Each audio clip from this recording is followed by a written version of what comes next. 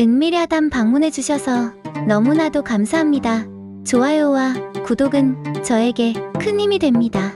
그럼 오늘의 이야기 시작하겠습니다.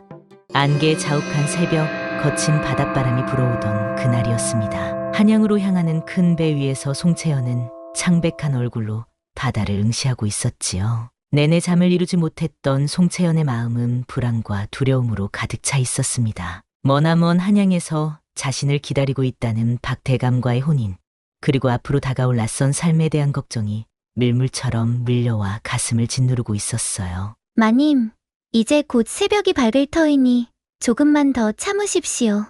곁에서 지켜보던 몸종매양의 말에 송채연은 쓸쓸한 미소를 지었습니다. 정략 혼인을 위해 낯선 곳으로 가는 길, 송채연의 마음은 이미 얼어붙어 있었어요. 그때였죠.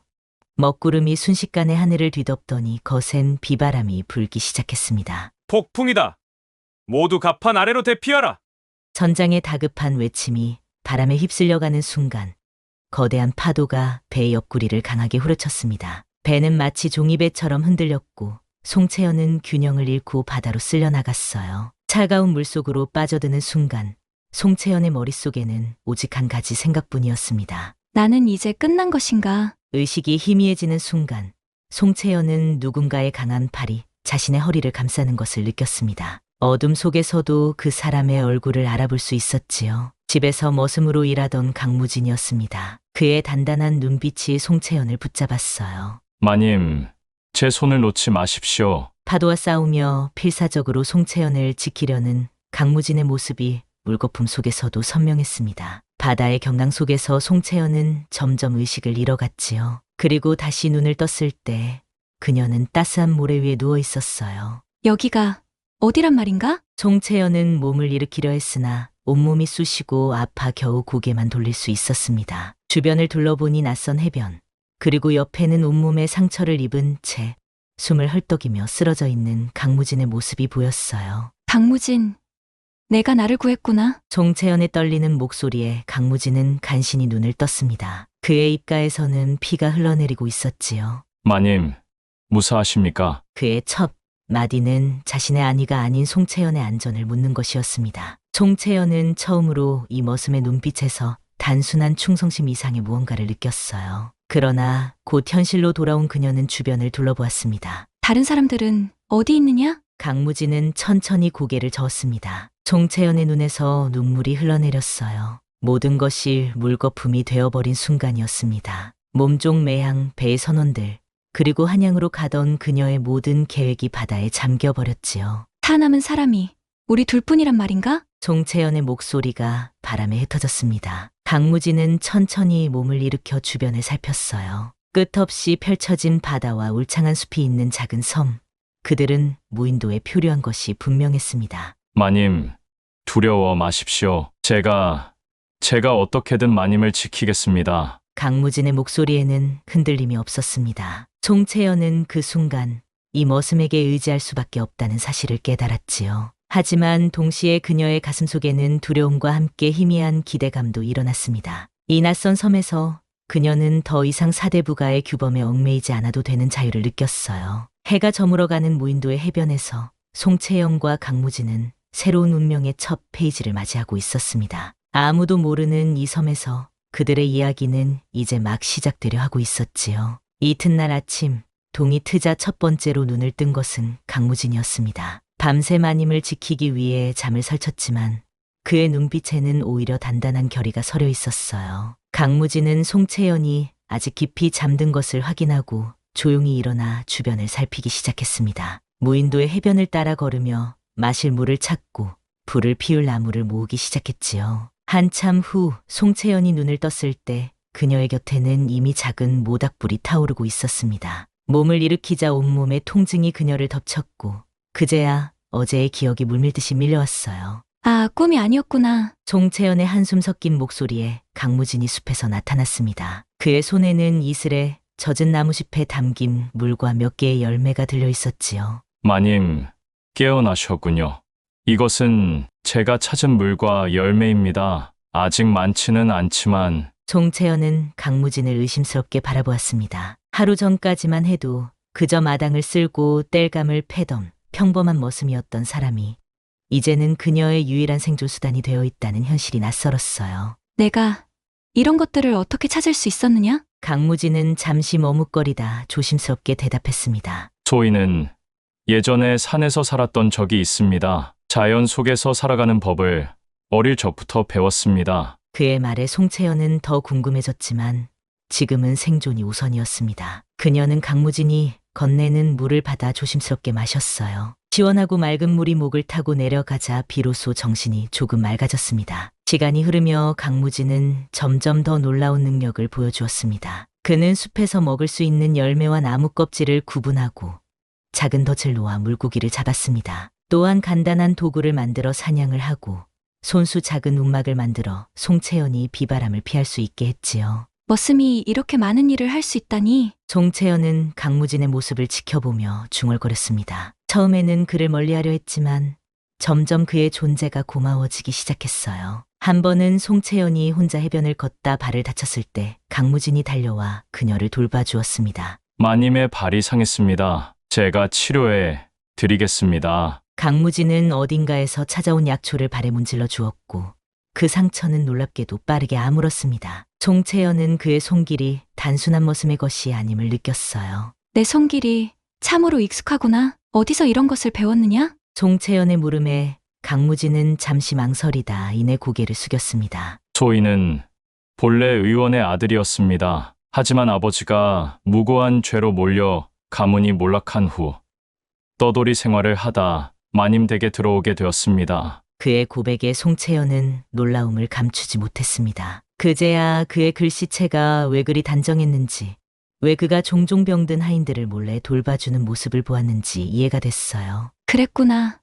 내가 단순한 머슴이 아니라 생각했었다. 시간이 흐를수록 송채연은 강무진을 다른 시선으로 보기 시작했습니다. 집에서는 그저 명령을 내리는 대상이었던 그가 이제는 한 사람으로서 그녀의 눈에 들어왔어요. 특히 저녁 무렵 모닥불 앞에서 강무진이 예시하기를 들려줄 때면 송채연은 그의 목소리에 이상하게 마음이 끌렸습니다. 머슴이 이렇게 이야기를 잘한다니. 너는 정말 누구냐? 저희는 그저 마님을 지키고자 하는 사람일 뿐입니다. 여러 날이 지나면서 둘 사이의 거리는 점점 좁아졌습니다. 송채연은 강무진의 도움을 받아 간단한 바느질을 하고 강무진은 송채연이 찾아온 약초를 이용해 더 나은 음식을 만들었어요. 그들은 서로의 존재가 없으면 살아갈 수 없다는 것을 깨닫게 되었습니다. 어느 날 밤 송채연은 문득 강무진의 팔에 있는 깊은 상처를 발견했습니다. 그것은 그가 그녀를 위해 사냥하다 다친 상처였지요. 이런 상처를 어째서 말하지 않았느냐? 마님을 걱정시키고 싶지 않았습니다. 그 순간 송채연은 자신의 마음에 스며든 감정을 부정할 수 없었습니다. 그녀는 처음으로 신분의 벽을 넘어 한 사람으로서 강무진을 바라보게 되었어요. 그의 강인한 손길, 따스한 눈빛, 그리고 깊은 지혜가 이제는 송채연의 마음속에 새겨져 있었습니다. 내가 너를 잘못 보았구나. 그렇게 무인도에서의 생활은 계속되었습니다. 처음에는 두려움과 불안으로 가득했던 날들이 이제는 서로를 알아가는 소중한 시간으로 변해갔지요. 송채연은 점점 더 한양에서의 삶, 그리고 박대감과의 정략 결혼에 대한 기억이 흐려지는 것을 느꼈습니다. 대신 그녀의 마음에는 강무진이라는 사람에 대한 궁금증과 애틋함이 자라나고 있었어요. 무인도에서의 그들만의 시간은 송채연이 평생 사대부가의 규범 속에서 갇혀있던 자신의 진짜 모습을 찾아가는 여정이기도 했습니다. 그리고 강무진 역시 오랫동안 숨겨왔던 자신의 진정한 정체성을 조금씩 드러내기 시작했지요. 무인도에서의 생활이 한 달쯤 지났을 무렵 하늘에 먹구름이 잔뜩 몰려왔습니다. 오후부터 바람이 점점 거세지더니 이내 굵은 빗방울이 떨어지기 시작했어요. 송채연과 강무진은 서둘러 그동안 만들어둔 움막으로 피신했지만 바닷바람을 동반한 폭풍은 예상보다 훨씬 강했습니다. 이런 움막이 곧 무너질 것 같구나. 송채연의 말이 채 끝나기도 전에 바람이 움막의 한쪽을 휩쓸어 갔지요. 빗물이 사정없이 내부로 쏟아져 들어왔습니다. 강무진은 재빨리 송채연의 손을 잡아 일으켜 세웠어요. 마님, 이쪽으로 오십시오. 제가 며칠 전에 발견한 동굴이 있습니다. 두 사람은 빗속을 뚫고 달렸습니다. 물에 젖은 옷이 몸에 달라붙어 무거웠지만 송채연은 강무진의 손을 놓지 않았어요. 그의 단단한 손길이 이상하게도 안심이 되었습니다. 얼마를 달렸을까?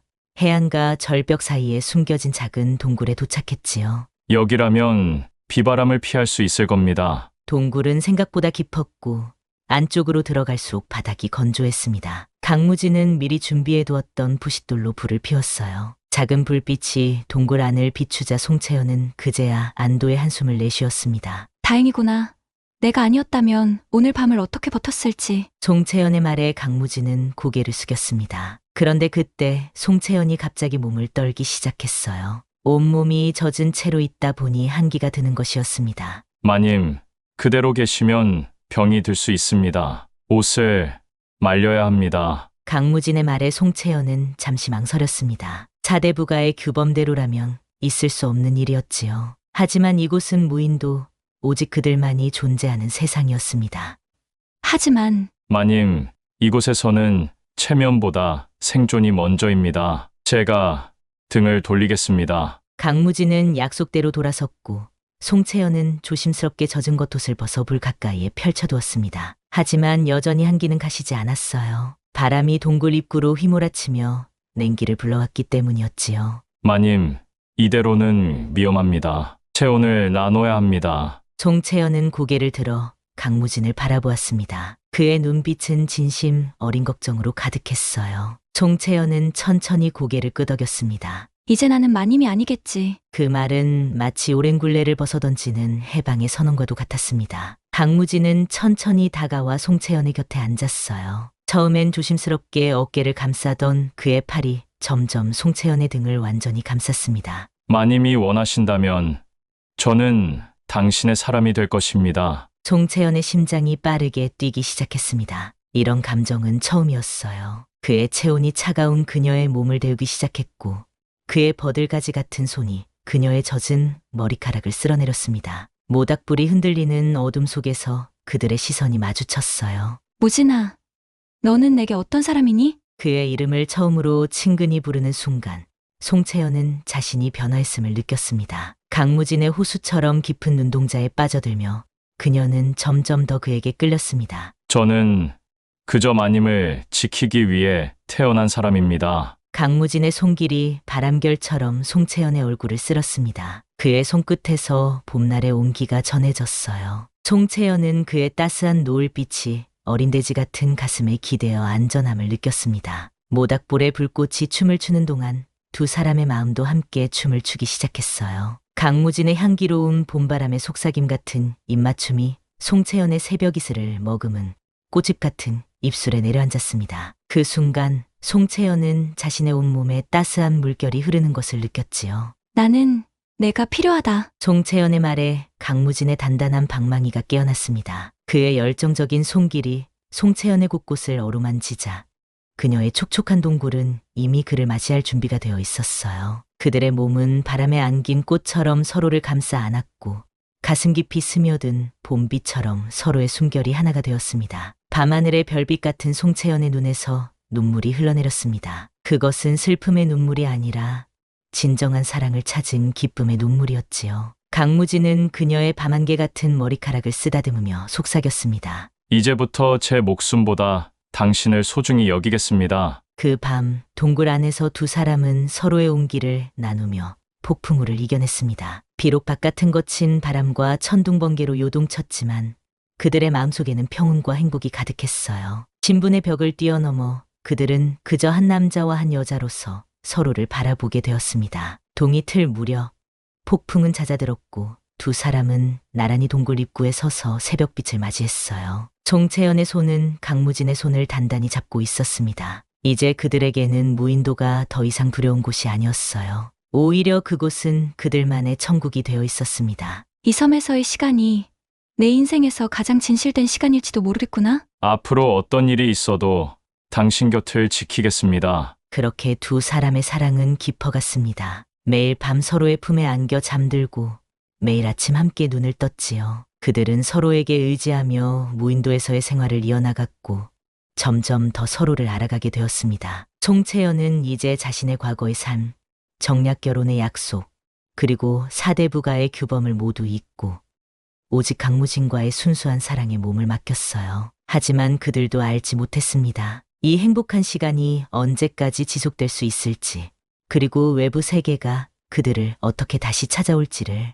무인도에서의 평화로운 나날이 흘러가던 어느 날 아침, 송채연과 강무진은 해변에서 놀라운 광경을 목격했습니다. 집 평선 너머로 한 척의 상선이 천천히 다가오고 있었지요. 산과 바다가 만나는 곳에서 피어오르는 연기를 보고 배가 섬에 접근한 것이었습니다. 저것은 배란 말인가? 그렇습니다. 우리가 매일 피워둔 연기를 보고 온 것 같습니다. 두 사람은 그 자리에 얼어붙은 듯 서 있었습니다. 구조된다는 기쁨보다는 오히려 이별의 두려움이 더 크게 다가왔어요. 무인도에서의 시간은 그들만의 세상이었지만 배가 도착하는 순간 모든 것이 변할 것이라는 사실을 직감했기 때문입니다. 무진아, 이제 우리는 어떻게 되는 걸까? 걱정 마십시오. 어떤 일이 있어도 제가 당신을 지키겠습니다. 하지만 강무진의 목소리에는 확신이 없었습니다. 그 역시 현실의 무게를 느끼고 있었지요. 배가 가까이 다가오자 갑판 위에서 사람들이 손을 흔들었습니다. 그 중에는 놀랍게도 송채연의 몸종이었던 매양의 모습도 보였어요. 마님, 살아계셨군요. 하늘이시여, 감사합니다. 배가 해안에 정박하고 선원들이 작은 배를 타고 그들에게 다가왔습니다. 매양은 눈물을 흘리며 송채연에게 달려왔지요. 그녀도 폭풍 속에서 살아남아 한양으로 돌아갔던 것이었습니다. 마님, 모든 분들이 마님을 찾고 계십니다. 특히 박 대감께서는 밤낮으로 마님을 찾으라 명하셨지요. 송채연은 박대감의 이름을 들으며 현실로 돌아왔습니다. 그녀는 무의식적으로 강무진을 바라보았지만 이미 선원들이 그들 사이를 가로막고 있었어요. 강무진은 다시 머슴의 자세로 고개를 숙이고 있었습니다. 배에 올라 한양으로 향하는 내내 송채연과 강무진은 서로 말 한마디 나눌 수 없었습니다. 송채연은 다시 사대부가의 여인으로, 강무진은 다시 하인으로 돌아가야 했지요. 무인도에서의 꿈 같은 시간은 마치 환상처럼 느껴졌습니다. 한양에 도착하자 송채연은 곧장 사대부가로 돌아갔고 강무진은 다른 하인들과 함께 뒤편으로 사라졌습니다. 마지막 순간 두 사람의 눈빛이 잠시 마주쳤지만 그들은 아무 말도 할 수 없었어요. 자네가 살아 돌아왔다니 하늘이 나에게 큰 복을 내린 것이네. 박대감은 송채연을 보자마자 기쁨의 표정을 감추지 못했습니다. 그는 이미 50대의 나이였지만 아직 후사가 없었기에 송채연과의 혼인이 더욱 절실했지요. 대감님을 뵙게 되어 영광입니다. 송채연은 공손히 예를 갖추었지만 그녀의 마음은 이미 강무진에게 있었습니다. 하지만 사대부가의 규범과 가문의 명예를 생각하면 그 마음을 꺼내 보일 수 없었지요. 한양으로 돌아온 지 몇 주가 지난 어느 날, 송채연은 아침부터 심한 구토를 했습니다. 매양이 그녀를 걱정스럽게 바라보았어요. 마님, 며칠째 아침마다 이러시니 혹시? 송채연은 매양의 눈빛을 보고 자신의 몸 상태를 깨달았습니다. 그녀는 손을 자신의 배에 가져다 대며 충격에 빠졌어요. 이 아이는 그녀는 무인도에서 강무진과 함께했던 시간을 떠올렸습니다. 분명 그의 아이였지요. 송채연은 당장이라도 강무진을 찾아가 이 사실을 알리고 싶었지만 현실은 냉혹했습니다. 그때 박대감이 그녀의 방을 찾아왔어요. 그대가 돌아온 후 좋은 소식이 있다고 들었네. 송채연은 놀라서 고개를 들었습니다. 박대감의 눈빛은 기쁨으로 가득했지요. 내 아이라니 정말 기쁘구나. 하늘이 우리에게 복을 내린 것이네. 송채연은 숨이 막혔습니다. 박대감은 그녀가 무인도에서 귀환한 후 곧바로 임신했다고 알고 있었고 자신의 아이라고 믿고 있었던 것입니다. 그녀는 말문이 막혔어요. 대감님, 이것은 말할 필요 없네. 자네가 귀환한 그날 밤 우리는 혼례를 올렸고 그대는 내 아내가 되었어. 비록 급하게 진행된 일이지만 이제 이 아이는 정당한 내 후계자가 될 것이네.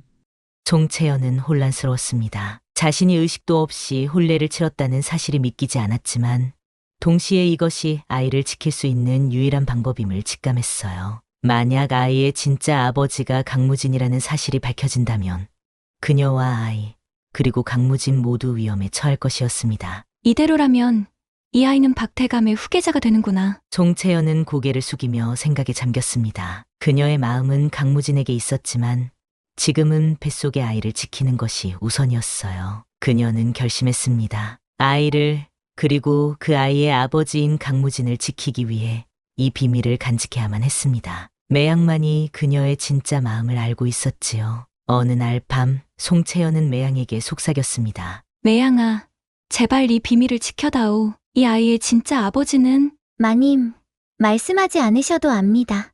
그 섬에서 강무진과 함께 계셨다는 것을. 송채연은 놀라서 매양을 바라보았습니다. 매양은 슬픈 미소를 지으며 고개를 숙였어요. 걱정 마십시오. 마님의 비밀은 제 목숨을 걸고 지키겠습니다. 그렇게 송채연은 박대감의 아내로서 그리고 곧 태어날 아이의 어머니로서 새로운 삶을 시작했습니다. 하지만 그녀의 마음속에는 항상 강무진이 있었어요. 강무진은 어디에 있을까? 무엇을 하고 있을까?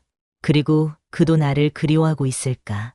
이런 생각들이 그녀의 밤을 채웠습니다. 송채연은 창문 너머 달빛을 바라보며 중얼거렸습니다. 무진아, 너는 지금 어디에 있니? 그녀의 눈에서 한 줄기 눈물이 흘러내렸습니다. 뱃속의 아이는 그녀와 강무진의 사랑의 증거였지만 그 사실을 알릴 수 없는 현실이 그녀를 더욱 아프게 했어요. 봄이 지나고 여름이 오자 송채연의 배는 날로 불러왔습니다. 박대감은 자신의 아이를 잉태한 아내라며 송채연을 극진히 대했고 온 저택에는 경사스러운 분위기가 감돌았어요. 하지만 송채연의 마음속은 여전히 공허했습니다. 그녀는 종종 무인도에서의 행복했던 시간을 떠올리며 강무진을 그리워했지요. 어느 맑은 가을날 송채연은 매양의 도움을 받아 박대감이 없는 틈을 타 외출을 나섰습니다. 오랜만에 느끼는 바깥 공기가 상쾌했어요. 임신한 몸으로 걷기가 쉽지는 않았지만 바깥 세상을 보고 싶은 마음이 컸습니다. 마님, 너무 무리하시면 안 됩니다.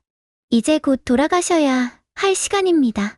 조금만 더 이 자유로운 시간을 즐기고 싶구나. 두 사람은 한양의 번화한 저작거리를 천천히 걸었습니다. 각종 물건을 파는 상인들의 외침, 오가는 사람들의 활기찬 모습이 송채연의 눈에 들어왔어요. 그때였습니다. 저작거리 건너편에서 한 무리의 관리들이 걸어오고 있었고 그 중앙에는 강무진이 있었습니다. 저기, 무진이. 송채연의 심장이 빠르게 뛰기 시작했습니다. 강무진은 더 이상 머슴의 모습이 아니었어요. 단단한 갑옷을 입고 허리에는 칼을 찬 무관의 모습이었습니다. 그의 당당한 걸음걸이와 위험 있는 눈빛에 송채연은 숨이 막혔어요. 마님, 강무진이 무관이 되었군요.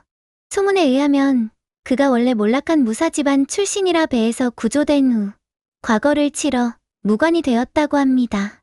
송채연은 당장이라도 달려가 그를 부르고 싶었습니다. 하지만 그녀의 커다란 배를 본다면 아이를 가진 자신의 모습을 강무진이 어떻게 생각할지 두려웠어요. 그녀는 한 걸음도 움직일 수 없었습니다. 그런데 그 순간 강무진이 그녀를 발견했습니다. 처음에는 믿을 수 없다는 듯 눈을 크게 뜨더니 이내 그의 시선이 송채연의 배로 향했어요. 그의 눈빛이 흔들렸습니다. 마님, 강무진이 천천히 다가왔습니다. 그의 목소리는 낮고 깊었지만 그 안에는 흔들림이 가득했어요. 송채연은 그를 마주 보기 어려워 고개를 숙였습니다. 오랜만이구나. 무진아. 침묵이 두 사람 사이를 채웠습니다. 강무진의 시선은 계속해서 송채연의 배를 향했고 그의 얼굴에는 복잡한 감정이 교차했어요. 마님께서는 건강해 보이십니다. 그의 말에는 많은 의미가 담겨 있었습니다. 송채연은 어떻게든 상황을 설명하고 싶었지만 주변에는 사람들이 가득했고 매양마저 긴장한 표정으로 지켜보고 있었어요. 그대도 많이 달라졌구나. 이제 무관이 되었다니. 네, 본래 제 신분을 되찾았을 뿐입니다. 불편한 침묵이 또다시 이어졌습니다. 강무진의 눈빛에는 물음표가 가득했지요. 송채연은 그 시선을 피하며 조용히 말했습니다. 이 아이는 박대감의 후사이다. 그 말을 듣자 강무진의 눈에 상처가 스쳤습니다. 그는 송채연의 눈을 깊이 들여다보았지만 그녀는 끝내 눈을 마주치지 못했어요. 그렇습니까? 축하드립니다. 그의 목소리는 공손했지만 그 안에는 깊은 실망과 배신감이 묻어 있었습니다. 송채연은 가슴이 무너지는 듯했지만 지금은 진실을 말할 수 없었어요. 아이를 위해 그리고 강무진을 위해서도 이 비밀은 지켜져야만 했습니다. 마님, 이제 돌아가셔야 합니다. 해가 곧 저물 것입니다. 매양의 말에 송채연은 고개를 끄덕였습니다. 그녀는 강무진에게 마지막 인사를 건넸어요. 몸 조심하거라. 무진아. 마님께서도 평안하시기를 바랍니다. 두 사람은 그렇게 헤어졌습니다. 돌아가는 길, 송채연의 눈에서는 끊임없이 눈물이 흘러내렸어요. 무인도에서의 행복했던 시간, 그리고 강무진의 따뜻한 품이 그녀의 기억 속에서 선명히 떠올랐습니다. 매양아, 내가 옳은 일을 한 것일까? 마님, 지금은 아이를 지키는 것이 가장 중요합니다. 박 대감의 권력은 너무 강합니다. 만약 진실이 밝혀진다면 강무진도 위험해질 테지요. 송채연은 그 말에 고개를 끄덕였지만 마음은 더욱 무거워졌습니다. 한편 강무진은 그들이 떠난 자리에 한참 동안 서 있었어요. 그의 표정은 굳어 있었고 눈빛은 깊은 생각에 잠겨 있었습니다. 마님의 아이라, 박대감의 아이라. 그의 떨리는 손이 주먹을 꽉 쥐었습니다. 무인도에서의 기억, 그리고 송채연과의 사랑이 그의 마음을 가득 채웠어요. 하지만 이제 그녀는 박대감의 아내이고 그의 아이를 가진 몸이었습니다. 강무진의 가슴에는 깊은 상처가 새겨졌지요. 강무진, 무슨 일이냐? 누구를 만난 것이더냐? 아무것도 아닙니다. 강무진은 감정을 감추고 등을 돌렸습니다. 하지만 그의 마음속에는 의심이 자라기 시작했어요. 송채연의 눈빛, 그리고 그녀가 자신의 시선을 피하던 모습, 무언가 숨기고 있다는 느낌이 들었습니다. 그날 밤 송채연은 침실에서 홀로 눈물을 흘렸습니다. 아이를 위해 강무진에게 거짓말을 한 것이 너무 괴로웠어요. 하지만 그녀는 박 대감의 권력과 영향력을 잘 알고 있었고 만약 진실이 드러난다면 강무진은 물론 아이까지도 위험에 처할 것이라는 사실을 알고 있었습니다. 무진아, 미안하다. 우리 아이를 지키기 위해. 송채연은 자신의 배를 쓰다듬으며 속삭였습니다. 그녀의 마음속에는 강무진에 대한 사랑이 여전히 깊게 자리 잡고 있었지만 현실의 벽은 너무나 높았어요. 이제 그녀는 아이를 지키기 위해 모든 것을 감내해야 했습니다. 한편 강무진도 자신의 거처에서 밤을 지새우고 있었습니다. 송채연을 다시 만난 것은 기쁨이었지만 그녀가 다른 남자의 아이를 가졌다는 사실은 그에게 큰 충격이었어요. 하지만 그는 여전히 송채연을 사랑했고 그녀의 행복을 위해서라면 자신의 마음을 접을 수도 있었습니다. 마님이 행복하다면 그것으로 족합니다. 그렇게 두 사람은 서로를 생각하며 긴 밤을 보냈습니다. 그들 사이에는 이제 넘을 수 없는 벽이 생겨버렸지만 마음만은 여전히 서로를 향하고 있었어요. 하지만 그들은 알지 못했습니다. 이 오해가 얼마나 큰 파도를 일으킬지, 그리고 그 파도가 모두의 운명을 어떻게 뒤흔들게 될지. 가을이 깊어가며 송채연의 출산이 임박해졌습니다. 박 대감은 후사를 얻는다는 기쁨에 들떠 날마다 좋은 음식과 약재를 구해 송채연의 몸을 보살폈어요. 하지만 그의 눈빛에는 때때로 의심의 그림자가 어렸습니다. 송채연이 모르는 사이 박 대감은 그녀의 임신에 대해 점점 의문을 품기 시작했지요. 어느 날 저녁 박 대감은 서재에서 홀로 술잔을 기울이고 있었습니다. 창밖으로 내리는 차가운 비를 바라보며 그는 깊은 생각에 잠겨 있었어요. 이 아이가 정말 내 자식인지 의심이 드는구나. 그의 목소리에는 냉기가 서려 있었습니다. 박 대감은 송채연이 무인도에서 돌아온 직후 서둘러 혼례를 치렀고 그날 밤 송채연이 의식을 잃은 상태에서 혼례를 마쳤다고 모두에게 알렸지요. 그러나 사실 두 사람 사이에 진정한 부부의 인연은 없었습니다. 박 대감은 송채연의 가문과의 연합을 위해 서둘러 그녀를 아내로 맞았을 뿐이었어요. 만약 이 아이가 내 아이가 아니라면 그때 문이 조용히 열리며 박 대감의 충복인 노복이 들어왔습니다. 대감님 부르셨습니까? 그래. 내가 부탁한 일은 어떻게 되었느냐? 네, 송채연 마님이 섬에 표류했을 때 함께 있었던 사람에 관한 정보를 모두 수집했습니다. 박 대감은 자리에서 일어나 노복에게 다가갔습니다. 그의 눈빛이 차갑게 빛났지요. 말해보거라. 마님과 함께 있던 사람은 강무진이라는 자로 원래는 마님 댁의 머슴이었으나 실은 몰락한 무사 가문의 자제였다고 합니다. 지금은 과거에 급제하여 무관이 되었습니다. 그자와 마님이 섬에서 단둘이 지냈다는 말이냐? 네, 거의 석 달에 가까운 시간을 그곳에서 보냈다고 합니다. 박 대감의 얼굴이 일그러졌습니다. 그는 노복에게 물었어요. 그자가 지금 어디 있는지 알고 있느냐? 네, 한양 북부의 무관청에서 근무하고 있습니다. 박 대감은 고개를 끄덕이며 창밖을 바라보았습니다. 그의 마음속에는 이미 계략이 짜여지고 있었지요. 그자를 감시하라. 그리고 송채연의 몸종 매양을 내게 데려오거라. 그날 밤 매양은 박 대감의 서재로 불려갔습니다. 떨리는 몸으로 그의 앞에 무릎을 꿇었지요. 매양아, 넌 송채연의 몸종으로 오랫동안 그녀를 모셔왔지? 네, 대감님. 어릴 적부터 마님을 모셔왔습니다. 그렇다면 그녀의 모든 비밀을 알고 있겠구나. 매양의 얼굴이 창백해졌습니다. 그녀는 송채연의 비밀을 알고 있었고 그것을 지키기 위해 침묵을 지켜왔지요. 마님에 관해 제가 아는 것은 모두 대감님께서도 아실 것입니다. 정말 그럴까? 섬에서의 일에 대해서도 매양의 눈이 흔들렸습니다. 박 대감은 그 틈을 놓치지 않고 그녀를 몰아붙였어요. 내 아이가 아니라면 그 아이와 송채연 모두 이 집에서 쫓겨날 것이다. 넌 그것을 원하느냐? 아닙니다. 제발 마님을 해치지 마십시오. 그렇다면 진실을 말하거라. 이 아이의 아버지는 누구냐? 매양은 눈물을 흘리며 고개를 숙였습니다. 그녀는 송채연과 아이를 지키고 싶었지만 박 대감의 압박에 결국 고개를 들었어요. 이 아이의 아버지는 강무진입니다. 박 대감의 눈빛이 차갑게 변했습니다. 그는 이미 그것을 짐작하고 있었지만 확인하니 분노가 치밀어 올랐지요. 그래, 내 예상대로군. 그는 천천히 자리에서 일어나 창가로 걸어갔습니다. 매양은 무릎을 꿇은 채 떨고 있었어요. 제발 마님과 아이를 해치지 마십시오. 마님은 단지 단지 무엇이냐? 다른 남자의 아이를 내 아이라고 속이려 했다는 말이냐? 매양은 침묵했습니다. 박 대감은 차가운 미소를 지으며 돌아섰지요. 걱정 마라. 당장 그들을 해치지는 않을 것이다. 하지만 이 일은 가만히 넘어갈 수 없지.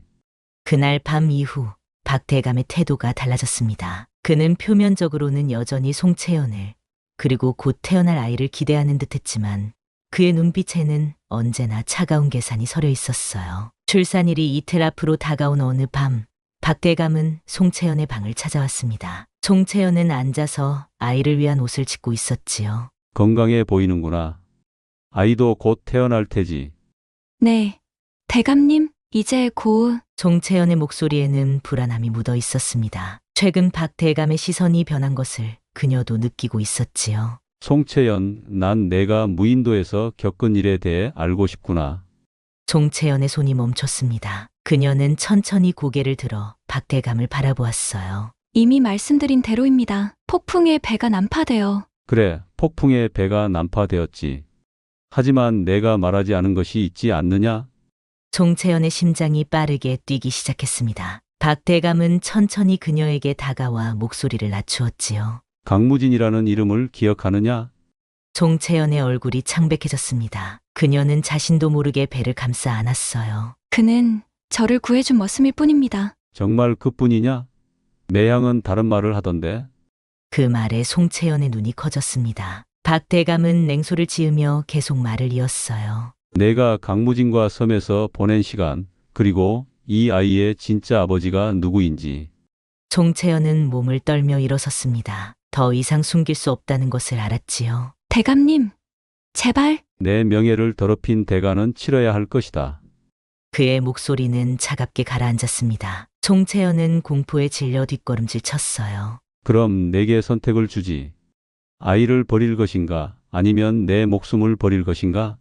송채연은 충격에 휩싸였습니다. 그녀는 본능적으로 자신의 배를 감싸 안았어요. 제발. 아이만은. 내일 아침까지 결정하거라. 그때까지 답이 없다면 내가 알아서 처리하겠다.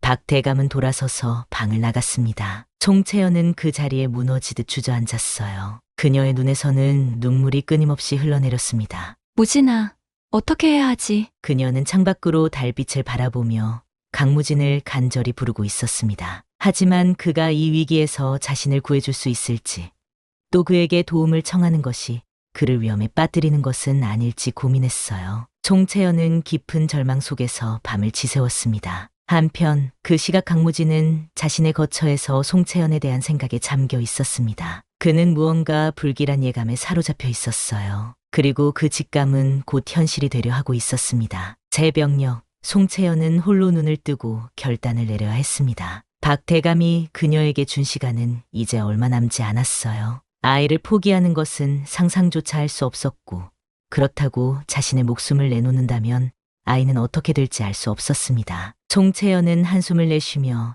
창밖으로 보이는 희미한 새벽빛을 바라보았지요. 내 아이를 지킬 방법은 없는 것인가? 그때 방문 밖에서 가벼운 발자국 소리가 들렸습니다. 송채연은 경계하며 고개를 돌렸어요. 문이 살며시 열리고 매양이 들어왔습니다. 그녀의 얼굴은 눈물로 범벅이 되어 있었지요. 마님, 제가 마님의 비밀을 지키지 못했습니다. 대감님이 협박하시어. 알고 있다. 매양아, 내 탓이 아니니 자책하지 마라. 송채연은 쓸쓸한 미소를 지으며 매양의 손을 잡았습니다. 매양은 흐느끼며 고개를 들었어요. 하지만 제가 한 가지 일을 했습니다. 마님을 위해.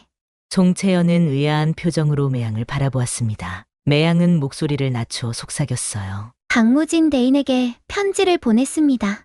마님의 위험을 그리고 아이의 일을.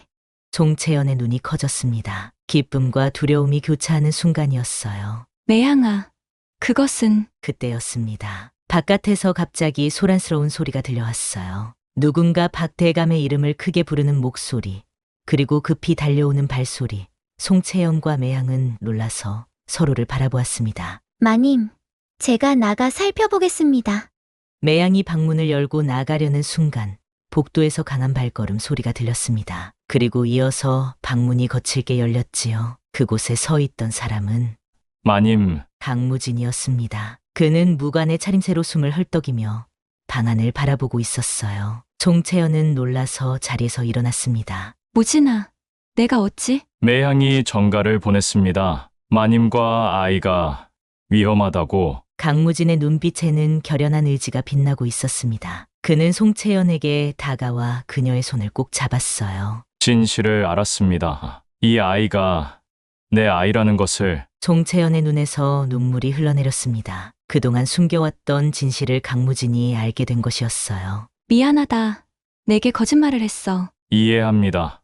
마님은 아이를 지키기 위해 그리하신 것이겠지요. 그때 방문 밖에서 급한 발소리가 들렸습니다. 박 대감과 그의 하인들이 달려오는 소리였어요. 매양이 급히 방으로 뛰어들어왔습니다. 대감님이 오십니다. 빨리 피하셔야 합니다. 강무진은 결연한 표정으로 고개를 저었습니다. 그는 송채연의 얼굴을 양손으로 감싸며 진심을 담아 말했어요. 더 이상 도망치지 않겠습니다. 마님은 이제 제 사람입니다. 그 순간 방문이 거칠게 열리며 박대감이 들어왔습니다. 그의 눈빛은 분노로 가득 차 있었어요. 이놈, 감히 내 집에 침입하다니. 박대감의 뒤로는 여러 명의 하인들이 서 있었습니다. 강무진은 천천히 몸을 돌려 박대감을 마주했고 송채연은 본능적으로 자신의 배를 감싸 안았어요. 대감님, 송채연 마님은 더 이상 당신의 사람이 아닙니다. 무엄하도다. 내 놈이 감히 내 아내를. 그녀는 당신의 아내가 아닙니다. 진짜 혼례도 치르지 않았으면서 당신은 그저 거짓으로 모든 일을 속였을 뿐입니다. 박대감의 얼굴이 일그러졌습니다. 그는 하인들에게 명령했어요. 이 역적을 당장 잡아라. 하인들이 달려들려는 순간 강무진은 허리에 찬 칼을 빼들었습니다. 그의 눈빛이 차갑게 변했지요. 누구든 다가오면 목숨을 보장할 수 없습니다. 하인들은 강무진의 위협에 멈춰섰습니다. 박대감은 분노로 몸을 떨었지만 강무진의 단호한 눈빛 앞에서 섣불리 행동할 수 없었어요. 내 놈은 알고 있느냐? 이런 행동이 어떤 결과를 가져올지? 알고 있습니다. 하지만 저는 더 이상 두렵지 않습니다. 마님과 우리 아이를 지키기 위해서라면 무엇이든 할 것입니다. 강무진은 송채연에게 다가가 그녀의 손을 잡았습니다. 그리고 그녀의 눈을 바라보며 물었어요. 마님, 이제 제 곁으로 오시겠습니까? 송채연은 잠시 망설였습니다. 이것은 돌이킬 수 없는 선택이었어요. 박대감의 권력과 그의 분노가 가져올 결과는 상상할 수 없을 정도로 위험했습니다. 송채연, 생각해라. 이자와 함께 가면 너와 내 아이는 영원히 사회에서 버림받을 것이다. 나는 그대로 둘 수 없다. 그의 위협적인 말에 송채연은 잠시 눈을 감았습니다. 하지만 이내 그녀의 마음은 굳게 닫혀 있었어요. 그녀는 배에 있는 아이를 생각했습니다. 그리고 무인도에서 자신을 지켜주었던 강무진의 따뜻한 품을 기억했지요. 나는 너와 함께 갈 것이다. 송채연은 강무진의 손을 꼭 잡았습니다. 그녀의 눈빛에는 더 이상 두려움이 없었어요. 이제는 신분이 아니라 자신의 사랑과 가족을 위해 싸울 때였습니다. 이런 내놈들. 박 대감이 하인들에게 다시 공격 명령을 내리려는 순간 갑자기 밖에서 말발굽 소리와 함께 여러 무관들의 목소리가 들렸습니다. 강무진의 동료들이 그를 돕기 위해 온 것이었어요. 강대인, 안에 계십니까? 강무진의 입가에 작은 미소가 떠올랐습니다. 그는 송채연을 보호하듯 감싸 안으며 박 대감을 바라보았어요. 대감님, 이제 우리를 막을 수 없을 것입니다. 마님은 이제 제 사람입니다. 박 대감은 분노로 몸을 떨었지만 더 이상 어찌할 수 없음을 알았습니다. 여러 무관들이 들이닥치면 그의 명예는 더욱 실추될 것이었지요. 이것으로 끝난 것이 아니다. 언젠가는 반드시 복수할 것이다. 강무진은 고개를 숙여 예를 갖추며 말했습니다. 그때를 기다리겠습니다. 하지만 지금은 저희를 보내주십시오. 박 대감은 분노에 찬 눈빛으로 두 사람을 노려보다가 이내 하인들에게 물러서라는 손짓을 했습니다. 강무진은 송채연을 조심스럽게 부축하며 방을 나섰고 매양도 그들을 따랐어요. 밖에는 여러 무관들이 말을 대기시켜 놓고 있었습니다. 강무진은 송채연을 자신의 말에 태우고 몸을 감싸 안았어요. 이제 우리는 자유롭습니다. 송채연의 얼굴에 미소가 번졌습니다. 박 대감의 집을 떠나는 순간 그녀는 마치 무거운 짐을 내려놓은 듯한 해당감을 느꼈어요. 어디로 가는 것이냐? 제가 준비해둔 곳이 있습니다. 박 대감의 영향력이 닿지 않는 곳으로. 그렇게 송채연과 강무진 그리고 그들의 충실한 몸종 매향은 한양을 떠났습니다. 뒤에는 분노에 찬 박 대감과 그의 위협이 남아 있었지만 앞에는 새로운 희망과 사랑이 기다리고 있었어요. 무진아, 이제 정말 우리의 가족이 되는 것이구나. 네, 마님.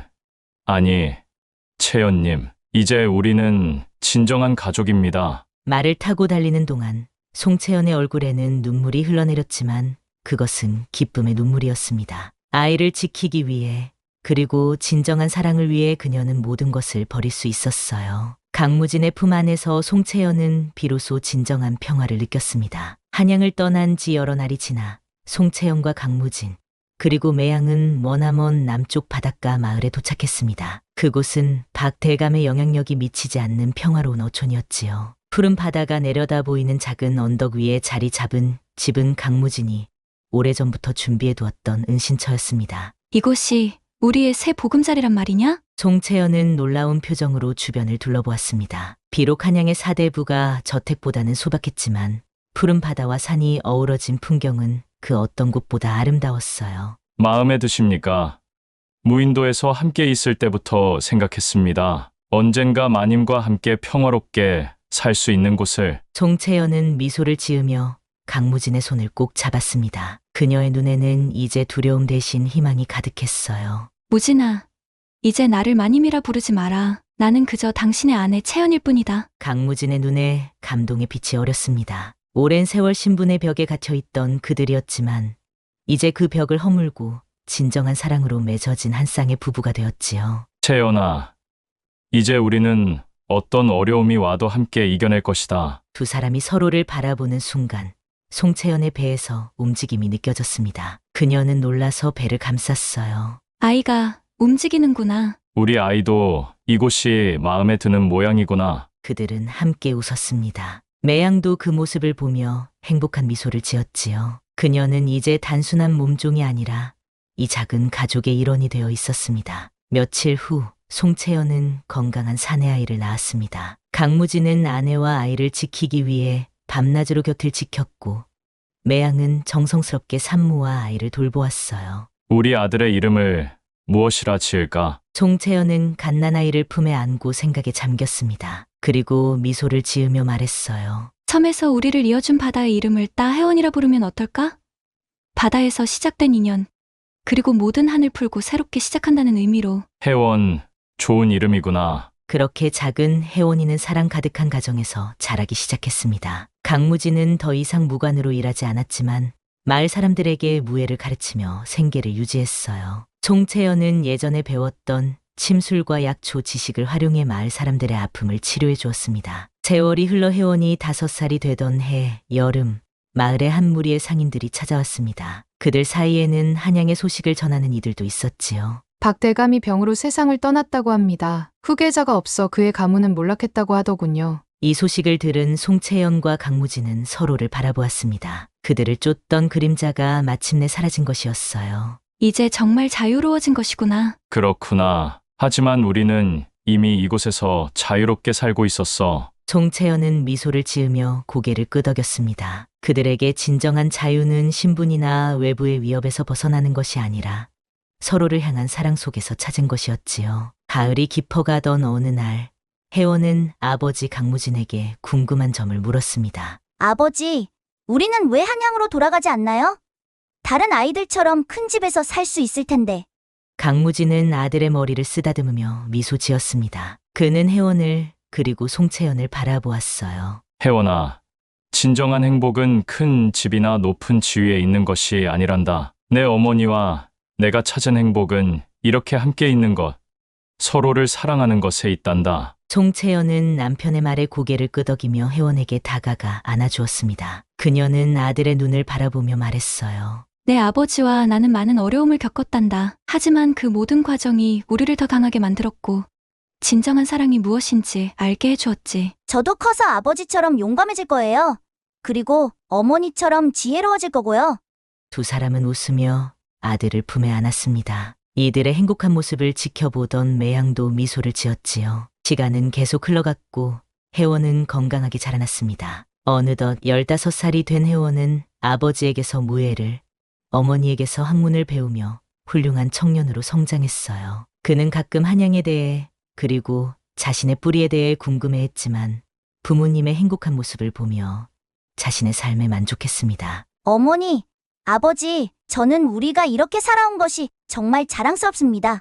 송채연과 강무진은 감동의 눈물을 머금었습니다. 그들이 무인도에서 시작된 인연을 통해 이루어낸 것은 단순한 생존이 아니라 진정한 사랑과 가족이었어요. 어느 저녁, 송채연과 강무진은 해가 지는 바다를 바라보며 나란히 앉아 있었습니다. 그들의 머리카락에는 어느덧 하얀 서리가 내리기 시작했지만 서로를 바라보는 눈빛만은 여전히 무인도에서처럼 따뜻했지요. 무진아, 그때 내가 나를 구하지 않았더라면 어떻게 되었을까? 운명이었겠지.